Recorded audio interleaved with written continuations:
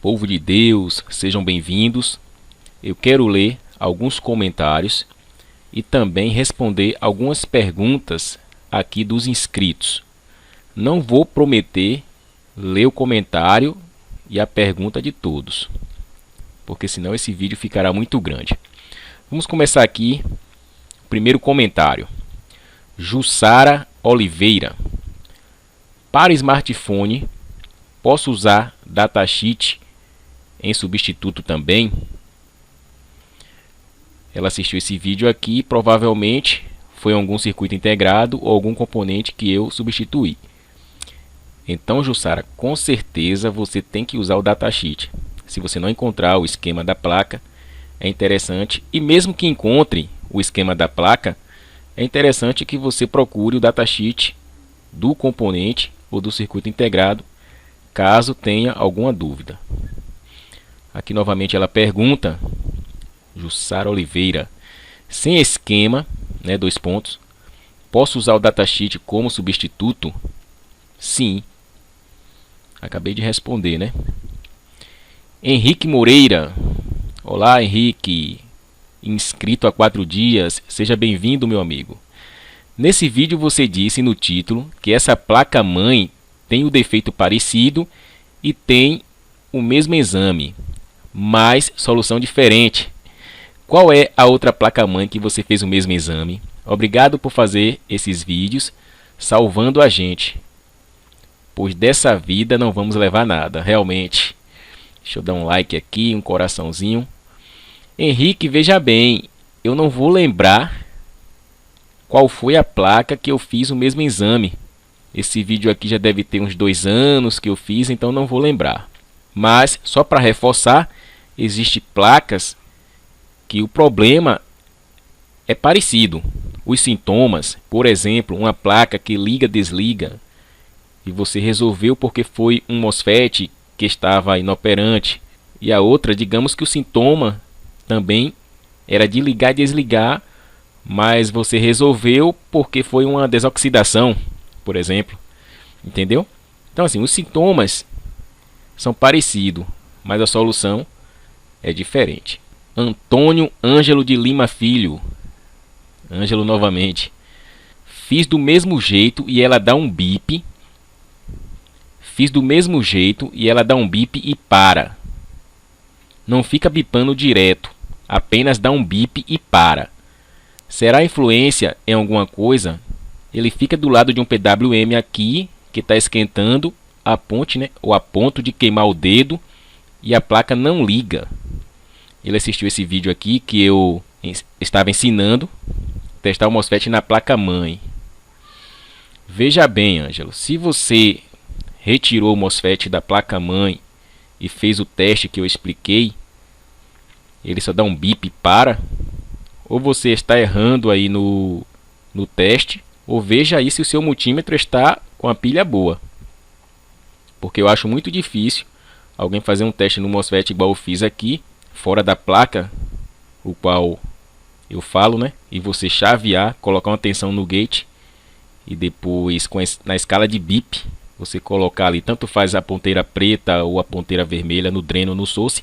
Se está na escala de bip, ele vai ter que bipar, independente da ordem das ponteiras. Se ficar alguma dúvida, Antônio, entre em contato comigo. Neviton Marques Santos. Por isso tem que usar a fonte assimétrica na maioria das vezes. Isso mesmo. A fonte de bancada, na verdade, fonte simétrica é muito importante na manutenção. Deixa eu dar aqui um like, um coração. Deixa eu voltar aqui e dar um like aqui. Deixa eu ver agora. José Antunes Cardoso. Explicação muito boa, didática. Parabéns, mestre. Obrigado, Antunes. Catiúcia Dantas. Fiz tudo, ainda não funciona. Ela assistiu esse vídeo aqui, onde o título é Notebook sem funcionar, teclado numérico. Foi alguma configuração aqui do teclado que eu ensinei como resolver, e ela disse que fez tudo e não funcionou. Então, Catiúcia, você tem que procurar outra solução. Dá um like aqui, um coração. Antônio Ângelo de Lima Filho Ângelo, novamente aqui. Estou com uma placa Samsung e não dá vídeo. As bobinas que fica do lado do processador não tem tensão. Tirei os MOSFETs que fica perto do processador. Não estão chaveando. Será que se eu trocar resolve? Antônio, aí na base do achômetro fica difícil, viu? Será que se você trocar resolve? Eu não sei. Não sei te dizer assim na lata, troca que resolve. Aí tem que ser análise, tem que diagnosticar com um pouco de paciência aí para ver se resolve. Tá bom? Não é interessante o técnico sair arrancando tudo sem noção para tentar na sorte. Isso não é bom. É bom que você tenha uma linha de raciocínio e ter pelo menos ali de 80 a 90% de certeza para você não sair pipinando a placa. Tá bom, Antônio? Um abraço. Mais um like, mais um coração. O Washington Silva Soares, inscrito aqui no canal há 2 anos. Ótimo trabalho com qualidade. Obrigado, amigo.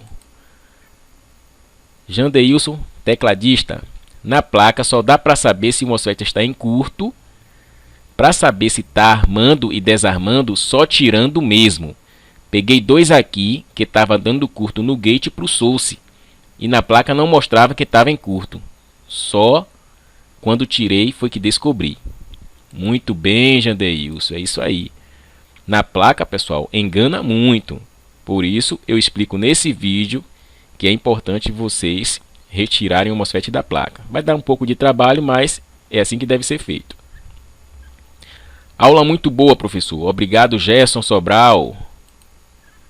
Júlio César Ferreira, inscrito aqui há 4 anos. Bom dia, Magnata Silva. Gostei da aula, professor. Sempre aprendo com suas aulas de placa de notebook e desktop. Abraço, Magnata Silva. Abraço para você também, Júlio César. Gesiel de Souza Ribeiro. Muito bom, professor. Obrigado, Gesiel. Rafael Vicente. Aqui ele se refere aos minutos. 5 minutos e 8 segundos. E se aumentar a tensão de entrada para incitar o MOSFET com a fonte de bancada ou pilha com 9 volts, pois 3 volts é insuficiente para incitar ou dar nível alto no MOSFET. Rafael, eu teria que voltar ao vídeo para ver aqui do que se trata. Mas veja bem, na verdade, 3 volts não é suficiente. Quem determina a insuficiência de tensão no gate do MOSFET é o documento do MOSFET. E quem é o documento do MOSFET?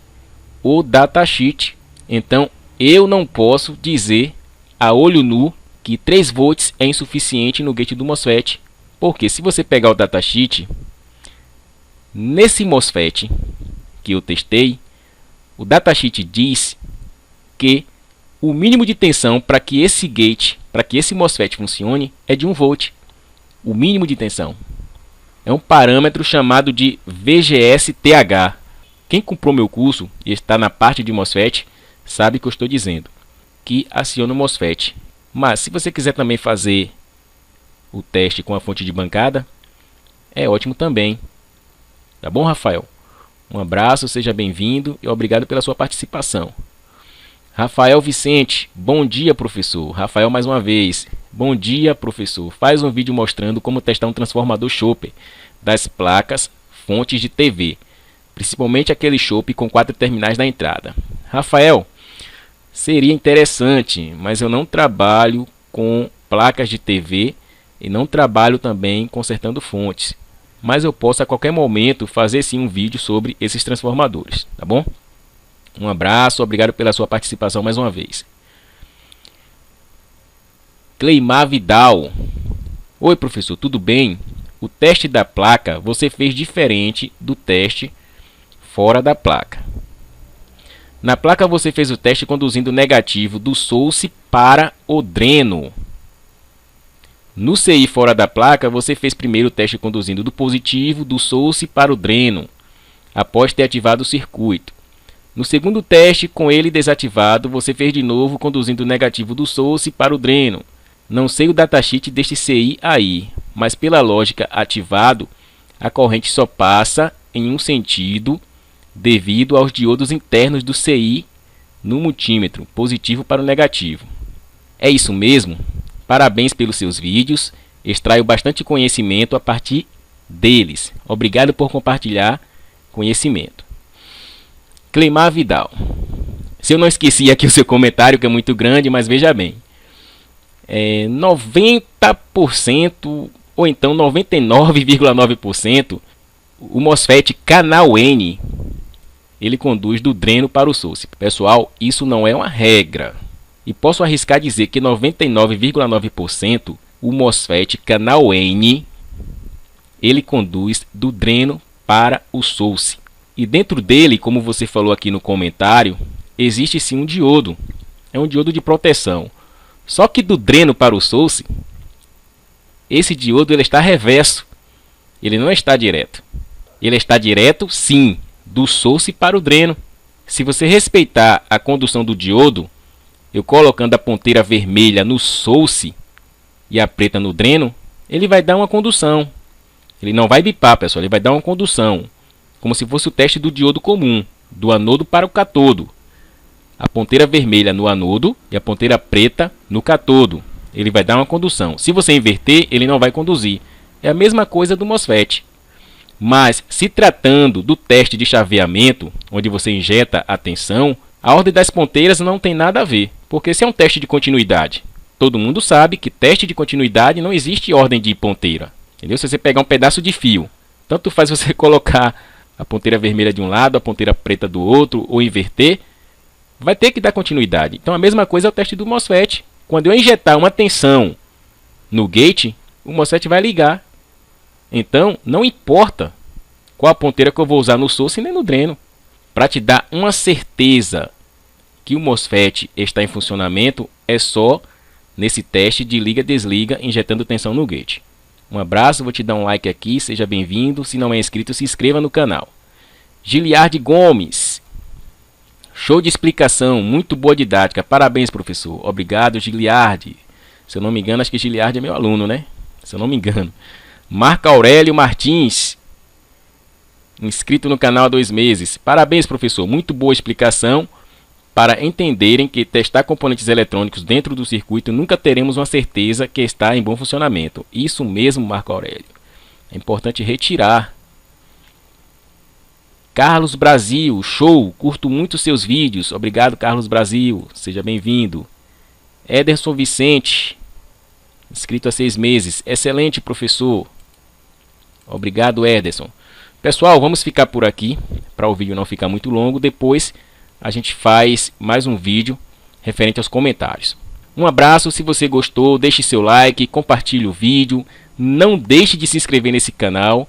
Estamos aí com a meta de até 50 mil no final do ano, mas seja feita a vontade de Deus. Conto com a ajuda de todos vocês. Um abraço.